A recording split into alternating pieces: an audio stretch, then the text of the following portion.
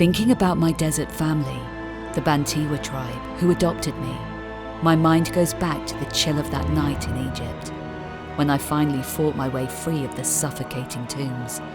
I only just made it. On my first meeting Patai, I never saw her. Blinded as I was and gasping for air, I was barely able to support my own body weight.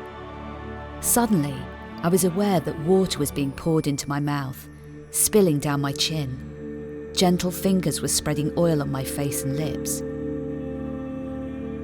Then I was being lifted and carried to a welcoming campfire. I could smell food, see figures dressed in classic Bedouin attire. Clearly the strangers were awed by my rescuer, whom they addressed as Sidi. With me they were cautious, but not unkind.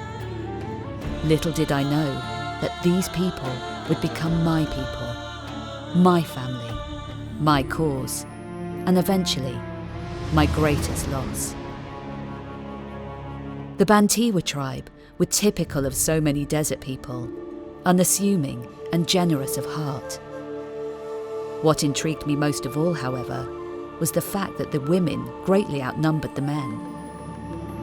And it was predominantly the women who bore arms in defence of the tribe, something they did superbly, as I was to learn. I befriended Hamia, lead spear of the Mufasi, the first shield warriors. She epitomised everything that was admirable and worthy about the Bantiwa, and we became oath-bonded, sisters in arms. I began to practice fighting skills with her, and we exchanged hand-to-hand combat techniques, learning much from each other. In the months that followed, I was in no hurry to return to the world I had previously been part of. I needed time to get a perspective on what had happened at the tombs, and why no one had come searching for me. For now at least, I was content to travel with the tribe as they made their sedate way along the ancient trade routes of the immense North African plains. It was mostly a peaceful period, despite the inevitable raids by brigands or low-level pilferers. The periods of tranquility allowed me time to become familiar with the ways and speech of my adoptive people. Periodically, we would stop at settlements to trade oils and essences that the Bantiwa produced from the many varieties of plant life that they gathered in remote parts of the arid landscape. These extracts had simple uses, such as perfumes, but most of their oils were intended for healing and were highly sought after across the region. I have never met a people who so valued an unremarkable and inconspicuous appearance. They were Spartan in their simplicity, even their name, Bantiwa, translated as restraint or moderation. In time I understood how this was all a disguise, a ruse. The Bantiwa were guardians of a great secret centred on an extraordinary botanical specimen, the shimalau, or night's tears. This plant was totally unique in its healing properties and was revered and protected by the Bantiwa, almost as if it was their very ruah, their soul. Several weeks after journeying far from the pyramids, I spotted a child playing with a battered old rucksack. Of course I recognised it as my own, but knew instinctively that it had no part in my new life here in the desert.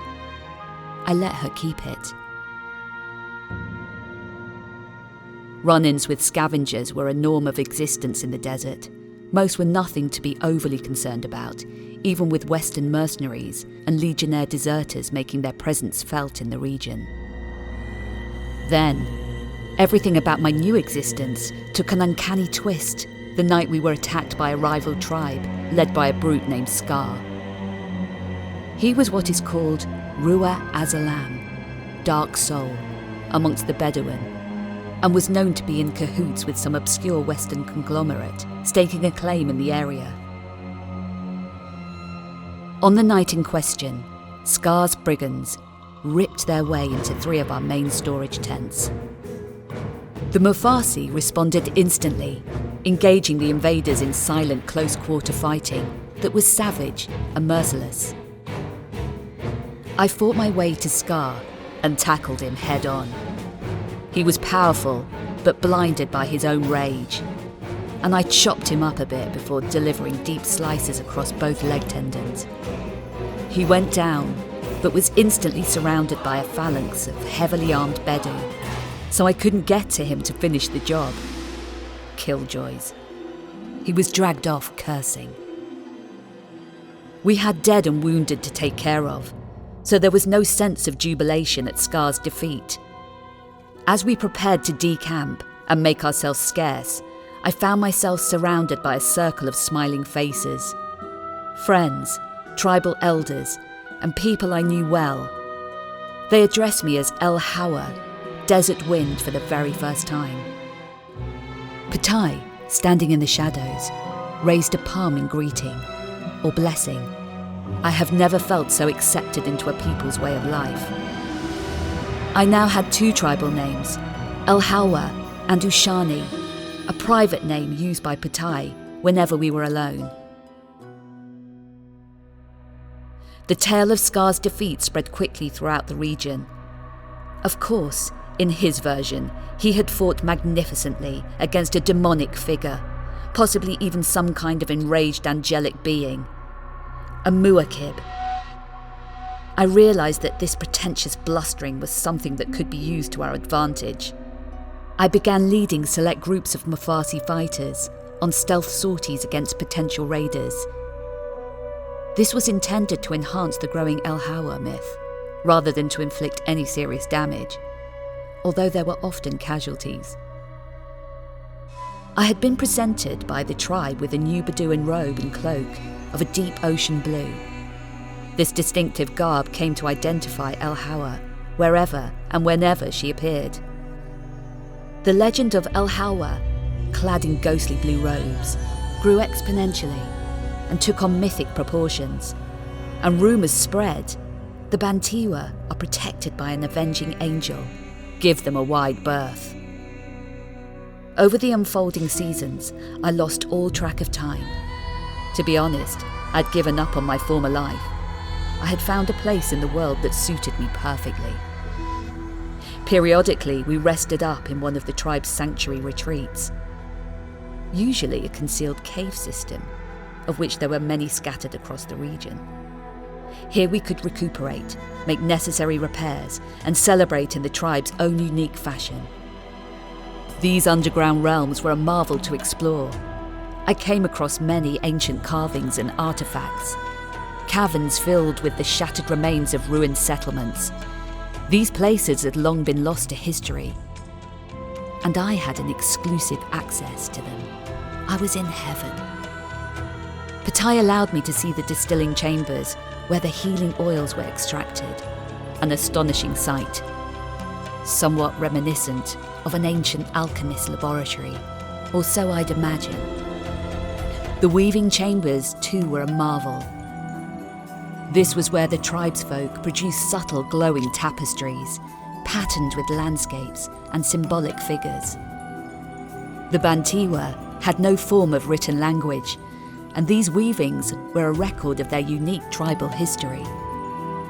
It was pointed out to me how the recurrent symbol for the sacred Shimalau occurred not only in the ornate patterning of the tapestries, but on clothing, on amulets, engraved on weapons, hidden amongst everyday objects. It was everywhere, once I knew what to look for. My instincts were on high alert, telling me that I was on the periphery of some stunning revelation, no doubt of it. Something profound and far-reaching existed at the heart of this outwardly unremarkable people. But what? At this stage, I got no more than hints and veiled references. I overheard mention of Shimalau's sixth oil, whilst the elders discussed the ever-intrusive Westerners, who were ruthlessly seeking the origins of an elixir oil. What? An elixir? Patai, in her imperturbable way, would not satisfy my curiosity.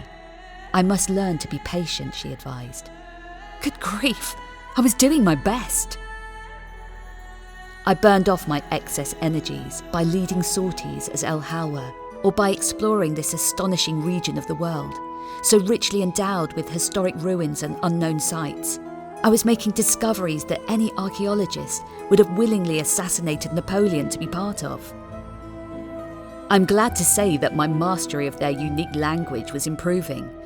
To my delight, the elders declared me blood daughter of the tribe. Now I truly belonged. I was truly Bantiwa. Also, in due time, I was initiated into the mysteries of the miraculous elixir, or sixth oil of the Shimalau.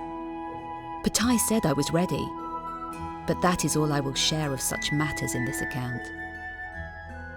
Not a whisper of Shimalau lore must ever be known outside the tribe. For all Bantiwa, this is the unbreakable law.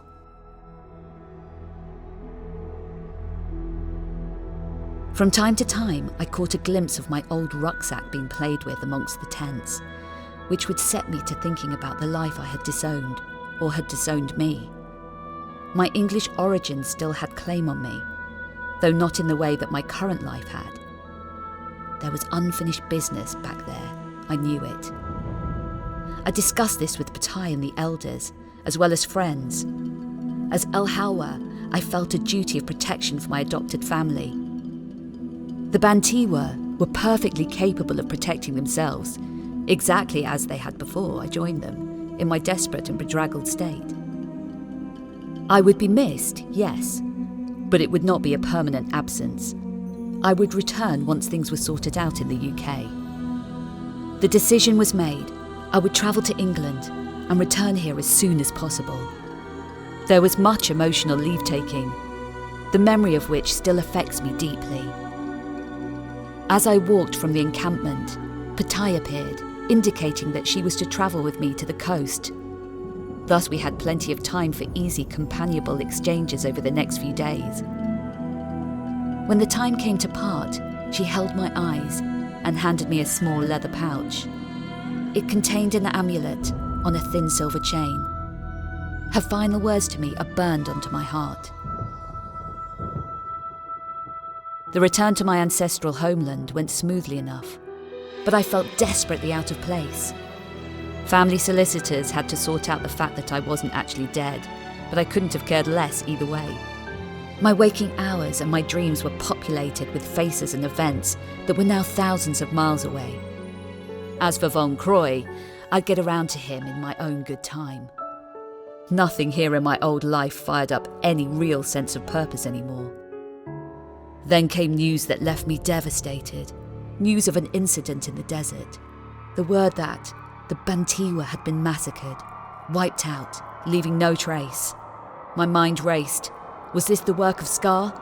Or Legionnaire deserters? Or Western prospectors? Mercenaries? I was desolate, worse than when I emerged from the pyramid ruins.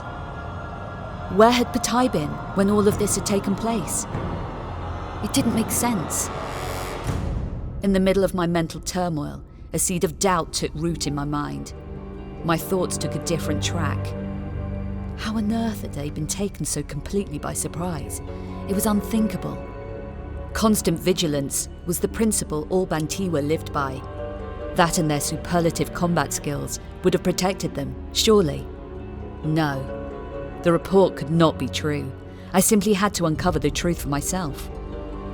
I could be in the region within 36 hours, initiate my own investigation. That's one thing I have the t-shirt for, digging into the past to uncover buried truths. If Scar wasn't the one responsible, he would know who was. I owed him a visit, possibly as Elhawa. That'd make the old goat-face talk. I was ready to leave, which was when I heard from Von Croy in Paris. He was asking for my help. Yeah, my help. I could take a detour via Paris and treat the spineless Iscariot to a piece of my mind, which of course is where things took a turn all of their own. No one in their wildest dreams could have predicted how that would turn out.